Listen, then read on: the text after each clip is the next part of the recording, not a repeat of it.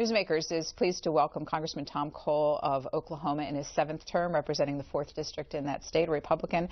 And I want to tell our audience a little bit about you, Mr. Cole, because you wear a lot of hats. You're considered one of the top GOP strategists, and before coming to Congress, were a political consultant. And in Congress, a number of responsibilities, including Appropriations Committee, chairing the Subcommittee on Labor, Health, and Human Services. You're a member of the Budget Committee and Rules Committee, part of leadership as a Deputy Whip, member of the Republican Steering Committee and the Republican Study Committee, which puts you in the middle of all the debates going on in the House right now. Thank you for being with us this week. Thank you. Kristina Peterson is with us from the Wall Street Journal covering Congress, and Scott Wong covers Congress for The Hill. And Kristina, you are up first. Congressman Cole, at this point, do you think it's likely that House Republicans will be able to pass a budget? There seem to be some fairly significant internal divisions, and this would be the first time since Republicans took control of the House in 2011 that you wouldn't be able to pass a budget. Do you think that that's likely, given where we are in the process? That would be the first time, actually, since we took control in the 90s. And we passed the budget every year, in the 12 years we had it before we were out, and obviously since we've come back. I think we will get there. A budget is always a sort of perils of Pauline exercise. You get to the last minute, and it looks like Pauline's going to be run over by the train, but somehow, magically, it never quite happens. So I know we're continuing to negotiate in good faith. I don't think the budget itself is likely to change very much. I think that's a matter of law, and I think it's passed out of the Budget Committee. But there are some things that some of the folks that have concerns are interested in terms of addressing entitlements and rules changes that will force us to deal with unauthorized appropriations. And I actually think those are good things. I mean, those are things that need to be dealt with. So, this one you got to count on the Speaker and the leadership team to get it done, and hopefully they will. The Freedom Caucus has been making requests that seem fairly difficult to grant, saying they want ironclad assurances that some of these cuts will be able to be enacted into law. Well, they are asking for things that I think are beyond the ability of the Speaker and our own leadership to promise. Again, sometimes folks forget, we operate in the House of Representatives. We're not, to use a British analogy, in the House of Commons. We don't have all executive and legislative authority in a single institution. So there's no way that Speaker Ryan can commit to what the United States Senate will do under its rules, let alone what the President of the United States will accept. And so I do think sometimes people demand things that are unrealistic. And if you thought through the process, there's only so much, again, we can do from one chamber. Mr. Cole, Congress has a pretty truncated calendar this year, in part because of the presidential nominating conventions. Lawmakers will be leaving a bit earlier for the summer recess. Do you anticipate that will mean Congress will need to pass a short-term spending bill in September in order to take the threat of a government shutdown off the table before the 2016 election? I think that's more likely than not. Now, on appropriations, we're actually proceeding apace. We've not waited on the budget, although it will be a lot easier if we get a budget done. So the hearing schedule is essentially complete. First bill has already been marked up in subcommittee. So we'll be ready for bills, but that becomes a larger leadership decision. Do we think our conference is ready to pass them? Some of these bills will be pretty bipartisan. We don't have a very serious debate over the ledge branch appropriation. Something like, again, MILCON, which has been marked up for military construction and veterans. That'll go fairly easily. Others are obviously much more controversial. You think if Hillary Clinton wins in November, I know you wouldn't like to see that, but if Hillary Clinton wins... That's an understatement. If Hillary Clinton wins in November, will that give Democrats a stronger hand heading into the lame duck session when it comes to spending negotiations? It probably does. I think whoever wins in November, it probably strengthens your hand a little bit. And obviously, we have a Senate very much in the balance as to whether or not that would still be Republican. So the morning after the election, each side's going to wake up and come, is it smarter to delay or is it smarter to expedite the process? You would hope that whoever is going to be the next president, that we do them a favor and actually have a functioning government running when they get there. They're going to have to deal with the debt ceiling in March, as it is. Obviously, they're going to have to get their new team nominated and confirmed, they don't need to be worrying about writing a whole budget because we didn't get our job done. So I hope both sides will work together. We were able to do that last year. We got the omnibus done, and actually for the first time in many years, all the bills at least went through both the Senate and the House committees of jurisdiction. So while we didn't have the floor time that we would have liked, we at least had a product that you could sit down and negotiate over. Congressman, you mentioned the Senate hanging in the balance in November. If Donald Trump is the Republican nominee, do you have concerns that that could make it harder for Republicans to control the Senate and maybe even retain your House majority? I think he's very unpredictable. Frankly, I've seen change numbers within the Republican electorate in a way that I wouldn't have thought possible 6 months ago. So I think anybody that tells you that we nominate Trump or Cruz or whomever, we're going to definitely win or lose, they either have a lot better predictor than anybody's shown so far this year, or they've just already formed their opinion. It's more likely to me that this campaign is a very volatile political year. We've seen, things that I don't think anybody in January was predicting. So I think we wait and see. There's an argument to be made that Trump will actually bring some voters out that haven't been voting, can move some elements of the historic Democratic coalition over to our side. Obviously, he's going to hurt in other areas. I mean, that's true of any candidate. So I actually still think it will be a pretty close presidential election. I look back to 2008, and I don't think politics works anymore where you can have a wipeout like we had in '64 or the Democrats had in '72. I go back to 2008, extremely volatile year, terrible year if you're a Republican. I mean, you have two unpopular wars. You have Bush at 30% approval rating. You throw in a financial disaster 40 days before the election on your watch. It should have been an absolute Democratic wipeout. Now, it wasn't a great year, but John McCain still got what today would be 180 electoral votes, carried over 20 states, got 46% of the popular vote.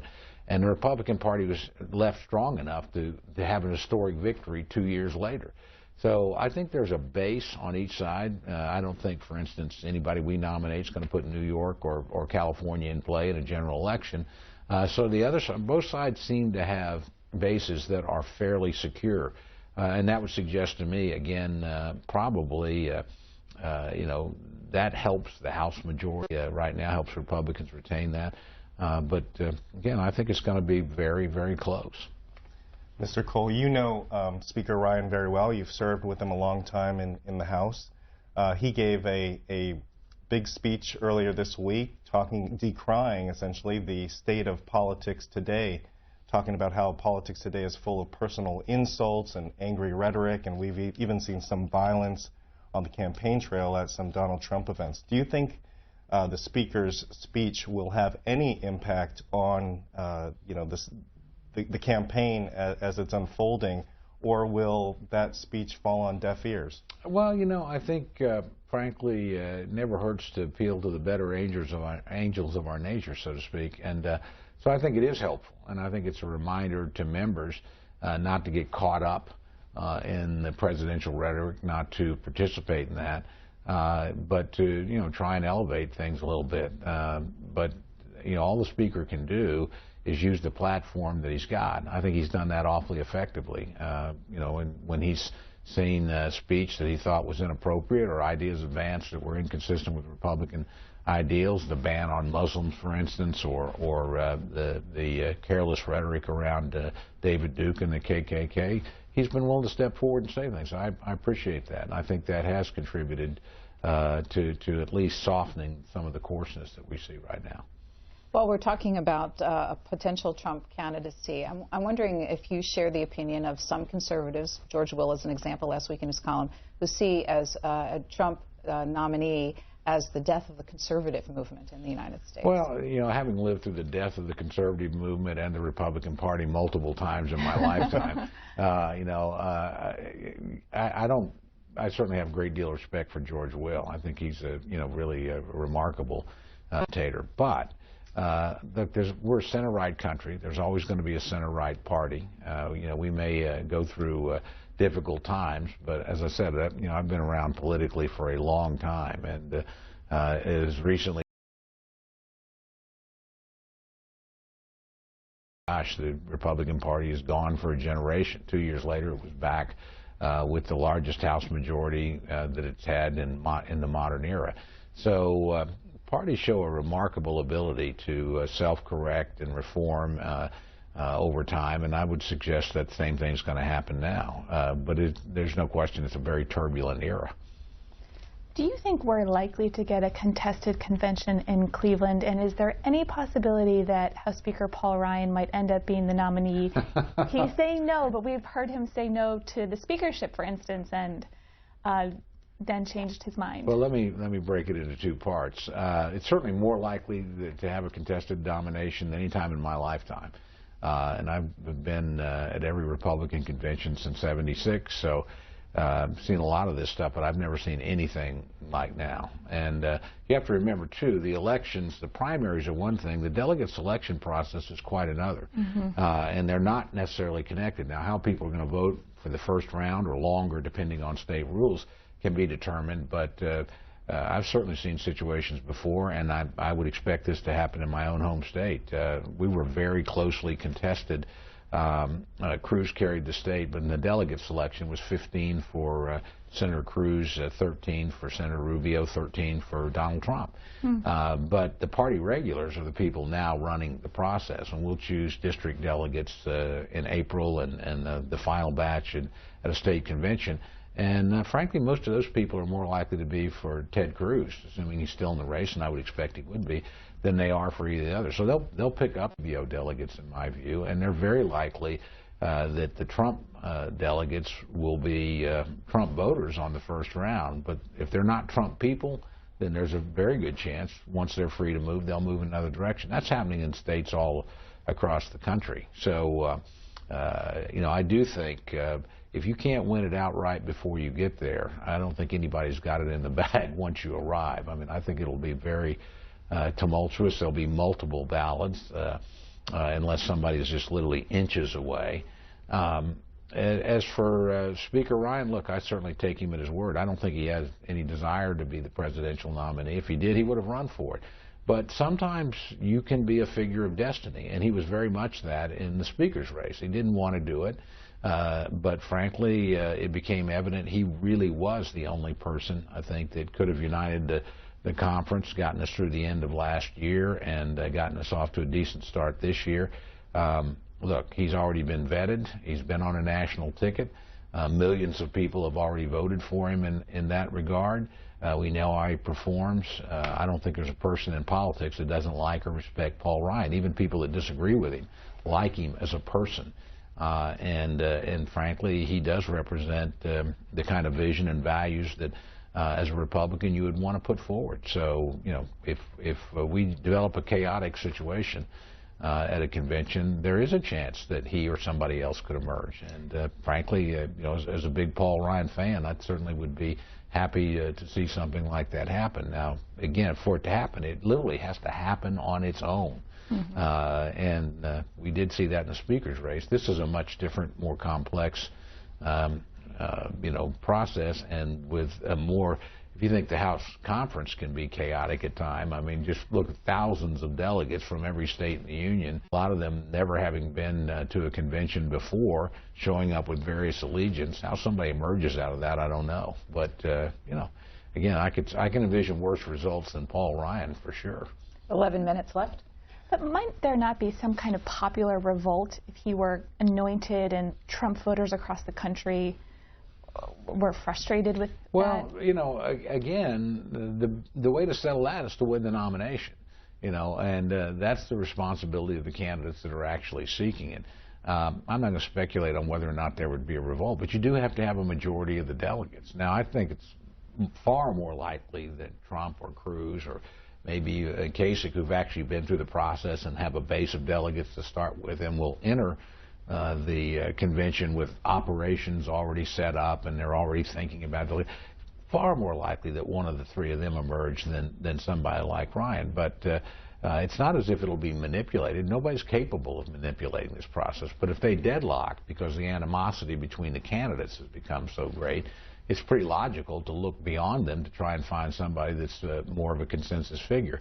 And again, Ryan is somebody that I think has been fair in this process, has not tried to scheme, has not. So why wouldn't you end up with somebody like that? If the blocks were such that they couldn't find another person acceptable. Indeed, that's exactly what happened in the Republican conference. I mean, we had a number of really talented potential people that could have been there, but there was only one person that everybody could really agree on. This is the person. That could happen again.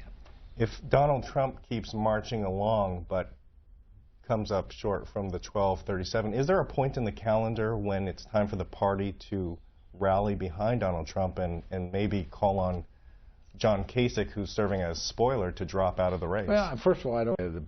There is a party in that sense that can make that kind of decision, and the moment to unite is the moment when somebody gets a majority of the delegates. I mean, you accept the process, you competed in the process, and you win. But you do have to get the majority. It's again, it's not like horseshoes. Close really doesn't count in this business. You either win or you lose.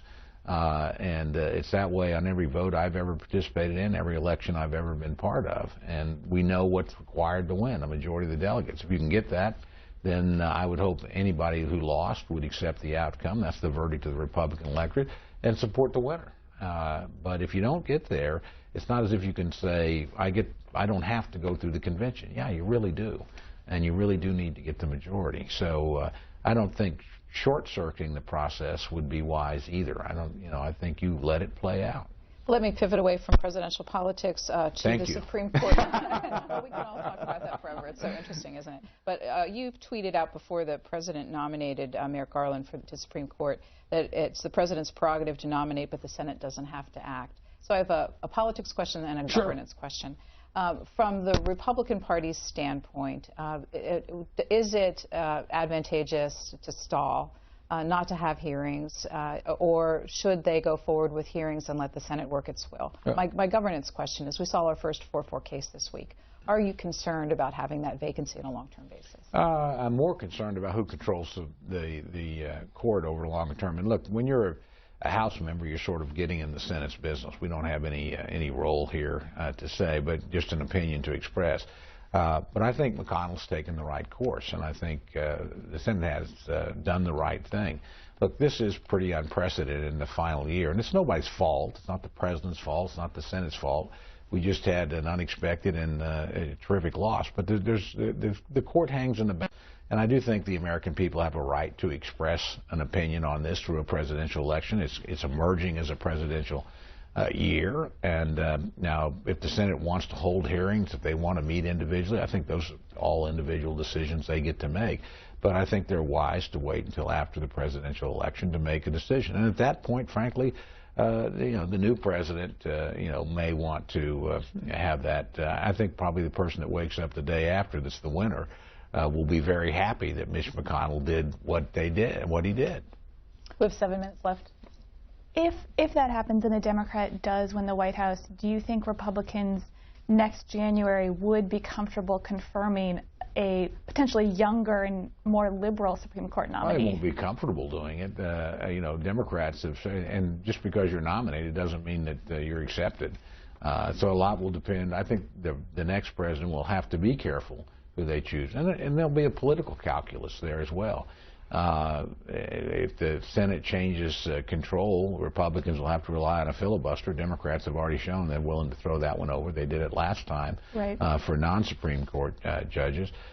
So again, I think you wait to see what it's like. But once you have a president that's going to be there for 4 years, that has the legitimacy of having won a national election, they deserve a lot of respect in terms of nominating. But again, Supreme Court is different. We know a cabinet member is only there for as long as the president's there, and the president can make a change before that. Once we put somebody in the court, they're there for a very long time, and obviously that's going to switch the balance. So I think the next president will, I hope, want somebody too that sort of heals the Congress a little bit. I mean, these judicial battles have been very divisive, and there's going to be a minority that the next president has to agree with, whoever wins. I think the few years is you better build these relationships early. I think the president did not do that his first 2 years. He really thought he had a coalition and an enduring Democratic majority. It disappeared overnight, and he woke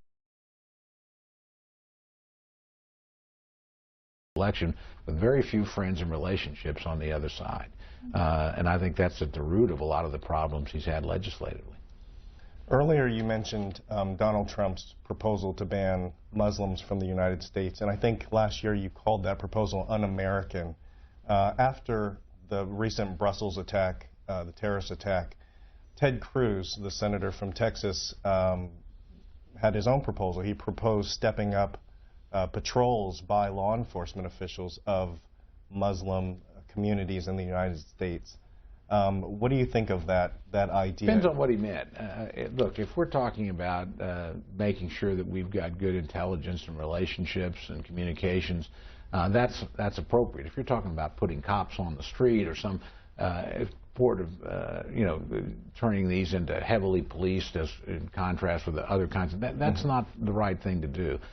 Look, I choose to believe that he probably, misspoke or what have you. But we're very fortunate in this country. We have a Muslim community that is well integrated, that has contributed, frankly, far beyond. It's the largest home builder in central Oklahoma. Is an Iranian family, very devout Muslims, wonderful people, and very, very big contributors to our community. Endowed chairs at the University of Oklahoma and Oklahoma State University. I don't think those kind of folks need scrutiny. I think they need to be lifted up and celebrated and embraced. So I would hope we avoid rhetoric like that. Look, all these guys just need to read the Constitution. It's pretty clear. There's no religious tests in the United States of American document. It's one of our great principles. It's why we can be as diverse as we are and have the lively public life that we have. And still all celebrate the same values as Americans. So it's unfortunate any time a presidential campaign puts that at doubt. And it's one of the things I've been proudest of Speaker Ryan about when he sees something like that, being willing to speak out and remind Americans who we are and the values that we live by. We have 3 minutes left. Some final questions?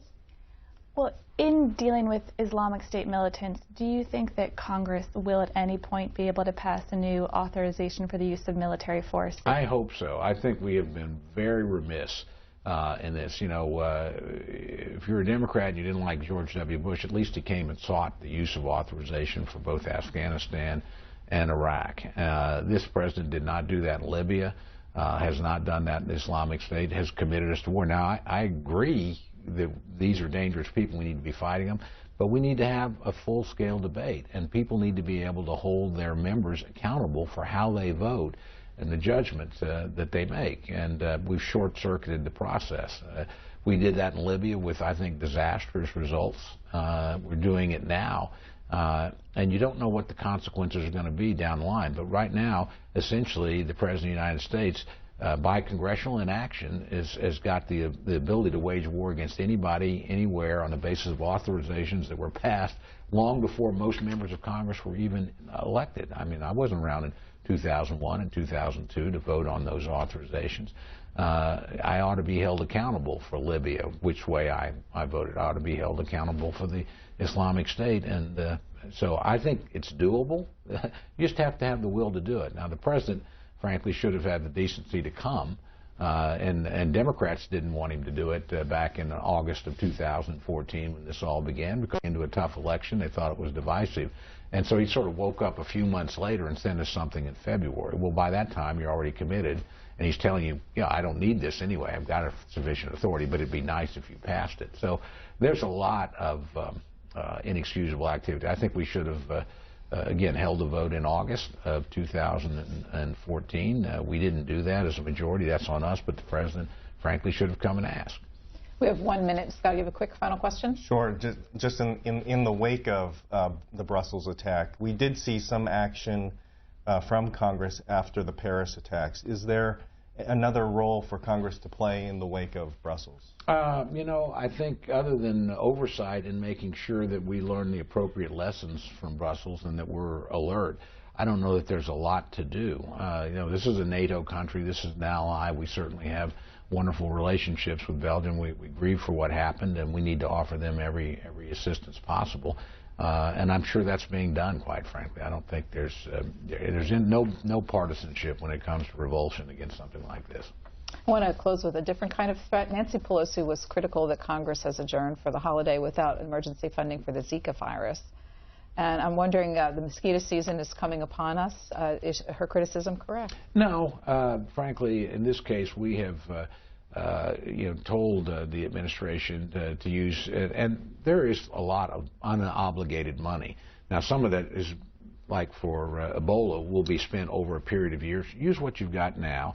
We've submitted a list of questions to the administration to try and get a better handle on the amount of money and the authority that they're asking for. They've not yet had a chance to respond to that. They've had it for about 10 days. And look, I know the folks that are involved here. Secretary Burwell is within the jurisdiction of my subcommittee, and so is Dr. Collins at the National Institute of Health and Tom Frieden. They're all terrific people.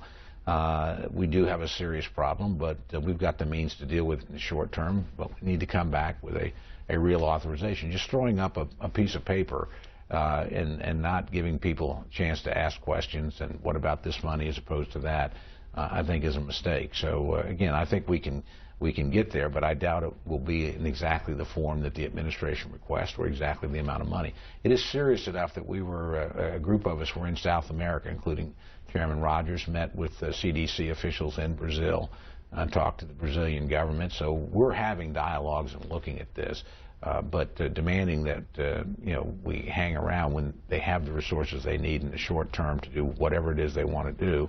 And we've made it apparent we'll backfill. We will be supportive. I think that's politicizing the virus in a way that I think is unfortunate. Well, we covered a lot of ground this week, Mr. Cole. Thank you so much for being our guest. And Newsmakers is back after our conversation with Congressman Tom Cole of Oklahoma. Mr. Cole serves on the Appropriations Committee. He chairs the Health, Labor, and Human Services subcommittee of that, and is also a member of the Budget Committee and Rules, a key member of the Republican leadership in Congress. Our questioners, Kristina Peterson of the Wall Street Journal, Scott Wong of The Hill. And let's start with the budget, because he is an appropriator, and he was fairly optimistic that the budget process would work for Congress this year. Is that what you're hearing when you're up in the halls of Congress? I'm personally a little skeptical that House Republicans will be able to pass their own budget resolution this year. It seems like there's a lot of internal resistance, and no Democrats are going to vote for it. So that seems like a pretty big lift to me. That said, there's really no consequence if they don't pass a budget. They have this bipartisan budget agreement in place that they reached last fall, just as former House Speaker John Boehner was on his way out. So there's a bipartisan agreement in place, and as the congressman noted, it seems fairly likely that they'll just pass some kind of short-term spending measure in September to avoid any possibility of a shutdown. Scott Wong, the Conservative Freedom Caucus was part of Speaker Boehner's demise. How is the new Speaker Paul Ryan doing in his relations with this group? I think the relations so far have been pretty good. Speaker Ryan has spent a lot of time trying to woo a lot of the Freedom Caucus members. He invites the chairman of the group, Jim Jordan, to a weekly meeting in his office. He holds dinners with some of the Freedom Caucus members each week when they're in session. He's restored some of the members who had been booted off committees by Speaker Boehner. He's put them back on committees, so he's really made an effort to reach out to this group. However, in terms of the budget, I think there's still an impasse with where the Freedom Caucus wants to go with it and where leadership wants to go. Freedom Caucus wants the budget numbers to be pushed lower. Leadership wants those numbers to remain exactly where they are. Well, we're talking about relationships. Would you also comment about the relationship between the House and Senate under the new Speaker? Has he thawed some of the relations with Mitch McConnell that were perhaps non-existent, really, under Speaker Boehner? Yeah, it's funny. The past 2 years, the House and Senate have had Republicans have had a joint retreat, but you really don't see House and Senate Republicans on the same page yet. The House Republicans are often suggesting Senate Republicans just get rid of some pesky rules that chamber has, and Senate Republicans really don't want to do that. So you see some agreement on the big policy issues, but when it comes to actually working together, the two chambers do seem to still be at odds. Well, let's spend our last minute on the presidential campaign because Mr. Cole has an interesting perspective as a former political consultant and a top strategist within the party. What did you hear? The big thing that struck me were his very favorable comments about Speaker Ryan as a possible dark horse nominee. in the event of a contested convention. And I think you're hearing that from a lot of Republicans who are disenchanted with the candidates that are currently available, specifically Donald Trump and Ted Cruz. And so I think while it's certainly a long shot, I think there are Republicans out there, maybe including Tom Cole, who are secretly, hoping for this to end up in a big contested convention with Paul Ryan as the dark horse nominee. In fact, he said the prospects for a contested convention as good as he's seen them in his many years in politics. Yeah, he definitely seemed to suggest that if Donald Trump doesn't have the requisite number of delegates going into Cleveland in July, anything could happen. Well, it'll be interesting to watch over the next few months, as will Congress. Thanks to both of you for being our guests on Newsmakers this week.